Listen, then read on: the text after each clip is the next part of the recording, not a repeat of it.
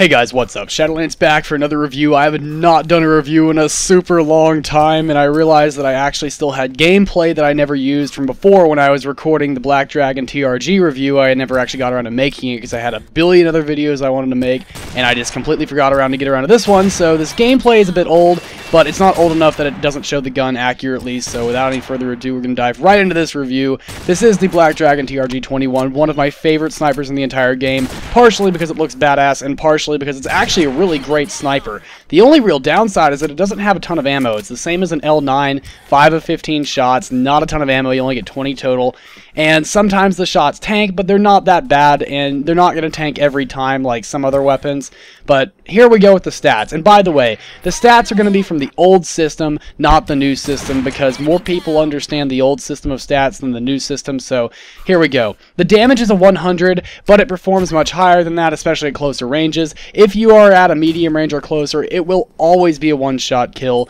It might tank at longer ranges, but it's pretty unlikely that it's even going to do that. It's a pretty solid one-shot kill at most ranges, so you shouldn't be worrying about it too much. And besides, past Kill Creek range, you might not want to start a gunfight at that range anyway. It's probably better to get closer if you can anyway. So statistically, the portability is 40, which is fine. It's a much more portable than average sniper, although it's not exactly the most portable. There are more portable snipers than this. For example, the M107, the Old Glory, is a 47, and the original one is only like a 32 or something. So this is kind of in between those two. So the portability is definitely not bad, but it could be better. The rate of fire, however, is a 16. That's right up there with the rest of the TPG and TRG series. Very fast fire rate for a non-semi-automatic or full auto sniper. So for bolt action, rate of 16 is really good. You don't even need to quick switch if you have another rifle that has at least a 16 rate of fire, so that's totally fine. The accuracy is a 98, which means it's so accurate that if you miss your shot, it's because you didn't have the hash right on them. The spread recovery is just a bit above average. It's not lightning fast, it's not a tango, but it is better than the L9. It does have a very good spread recovery, especially if you're camping with this rifle. Do I recommend you quick switch with it? You probably don't need to. I don't usually do most of the time, but you totally can, and it's not going to hurt your performance in any way, although it may slow down your fire rate a little bit, although that might be good because you need to give the spread time to recover anyway. The recoil is technically a 65, which doesn't really matter. It's a bolt action rifle. You fire slow enough that the recoil doesn't really have time to hurt you that much anyway. It's just a bolt action sniper like the rest of the TRG series and TPG series, and it just takes a magazine. You cannot put a suppressor on this weapon, and you can't put a scope on it because, believe it or not, sniper rifles in this game already have scopes on them.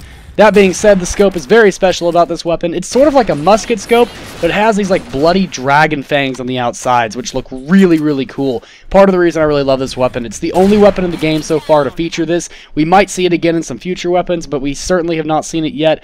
Do I like this weapon? Absolutely. What do I give it? About an 8.5 of 10. There are a couple of drawbacks. The biggest one being the low amount of ammo. I find myself rushing into base rape with this weapon a lot of times in sniper-only games, and I find that I run out of ammo with this weapon faster than any other sniper in the game except maybe an M110 SAS or something that's fully automatic or semi-automatic that I can just spray down. So, other than some of those weapons, this weapon does run out of ammo crazy fast, only 20 shots total, and you gotta make them count. Other than that, the actual damage is fine.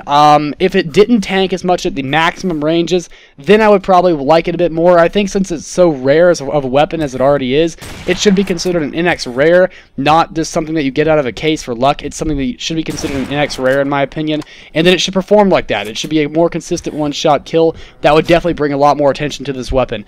Now, if you had a sudden attack account that got migrated to combat arms, that is how you got this weapon for permanent along with the rest of the Black Dragon weapons. Those accounts I would imagine are worth quite a bit now because they are really rare weapons, really fun to play with, and pretty good. The only one that's noticeably not as good as the others is the M416 since you cannot customize it. That's about it for the review, guys, though. Thank you for watching. Please rate, comment, subscribe. If you have any other information about the gun that you want or want to see posted, put it in the comment section below, and I will see you guys in the next video. Shadowlands out.